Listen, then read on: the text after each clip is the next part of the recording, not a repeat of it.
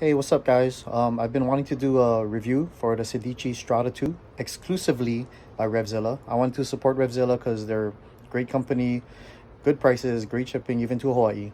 So this is exclusively by them. I think they're made by them, but Sedici is the Strada 2, and I originally went with them because it's a helmet about $300, so it's on a pretty good price for a new helmet.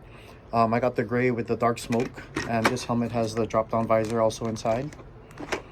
But the cutouts in here, they have space for my comm and my speakers, which I have the 45mm JBLs upgraded, and it fits perfectly. I have to warn you, for the snaps inside, for the liner, it breaks easily, so you got to be really careful. It's pretty tight in there, so just be careful with that. I got it because of the extra small size. They claim to have extra small or different size shells.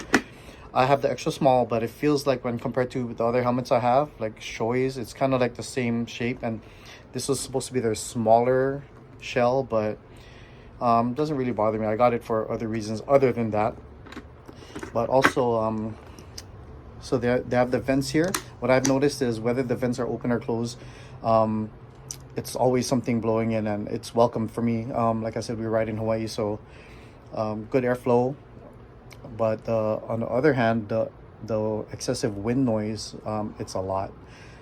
But the speakers kind of like take away from that, and I do wear earplugs, so that's also not a problem for me. The fit is good. They're kind of true to size.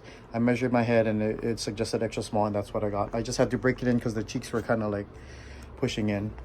Other than that, yeah, it's a good helmet. Entry level, good price.